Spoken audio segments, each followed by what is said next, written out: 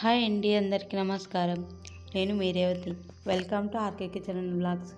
ఈ వీడియోలో మనం సింపుల్గా టేస్టీగా గుంత పొంగనాలు పల్లీల చట్నీ ఎలా చేసుకోవాలో చూద్దామా.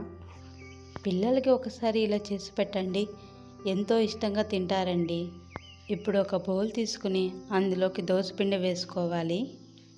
ఇప్పుడు స్టవ్ వెలిగించి ఒక కడాయి పెట్టుకుని అందులోకి కాస్త ఆయిల్ వేసి పోపు దినుసులు కాస్త ఫ్రై అయ్యాక అందులోకి చిన్నగా కట్ చేసిన ఎర్రగడ్డలు, పచ్చిమిర్చి వేసి ఫ్రై చేసుకోవాలి. అలాగే ఇందులోకి కరివేపాకు కూడా వేసి ఫ్రై చేసుకోవాలండి. అలాగే ఇందులోకి ముందుగా తురుముకున్న క్యారెట్ని వేసుకొని బాగా కలుపుకోవాలి. తురుముకున్న క్యారెట్ కాస్త ఫ్రై అయ్యాక అందులోకి ముందుగా కట్ చేసుకున్న టమాటా ముక్కల్ని వేసి బాగా కలుపుకోవాలి. ఎక్కువగా ఉడికించుకోవాల్సిన అవసరం లేదండి, దోరగా ఉడికించుకుంటే సరిపోతుందండి. ఇప్పుడు ఇందులోకి రుచికి సరిపడ ఉప్పు వేసుకుని బాగా కలుపుకోవాలి. ఇప్పుడు ఇందులోకి కొత్తిమీర చల్లుకొని కలుపుకొని స్టవ్ ఆఫ్ చేసుకుంటే సరిపోతుందండి. ముందుగా ఫ్రై చేసుకున్న మిశ్రమాన్ని దోసపిండిలోకి వేసుకుని ఇప్పుడు ఇందులోకి చిటికెడు వంట సోడా వేసుకొని కలుపుకోవాలండి.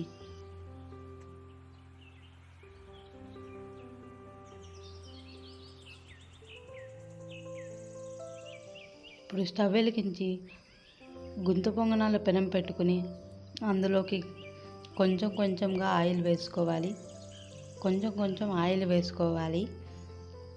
అలాగే ముందుగా కలుపుకున్న మిశ్రమాన్ని ఇందులోకి కొంచెం కొంచెంగా వేసుకోవాలండి.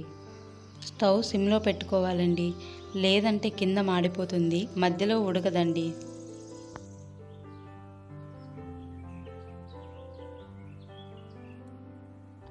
ఇప్పుడు వీటి మీద ఒక మూత పెట్టుకుందాం. 7 మినిట్స్ తర్వాత ప్లేట్ తీసి చూడండి, పిండి మొత్తం డ్రై అయిపోయింది. ఇప్పుడు ఒక్కొక్కటిగా టర్న్ చేసుకుందాం. ఇప్పుడు మరొక సైడ్ టర్న్ చేసుకుని మూత పెట్టుకుందాం.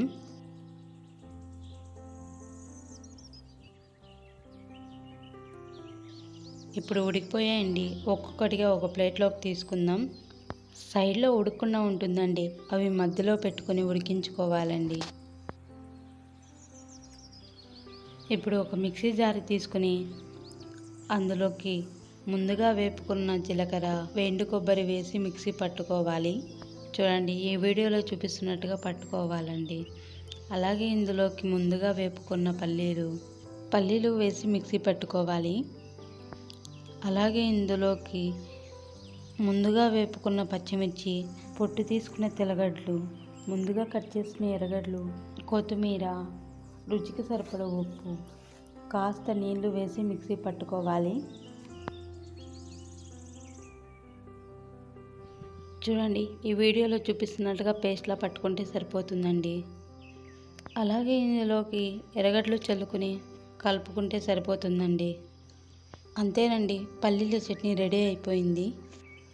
సింపుల్గా టేస్టీగా గుంత పొంగనాల పల్లీల చట్నీ రెడీ అయిపోయింది. ఒక్కసారి మీరు కూడా ట్రై చేసి ఎలా వచ్చిందో కమెంట్ చేయండి. అలాగే ఈ వీడియో నచ్చితే లైక్ చేసి మన ఛానల్ను సబ్స్క్రైబ్ చేసుకోండి friends. Thanks for the watching.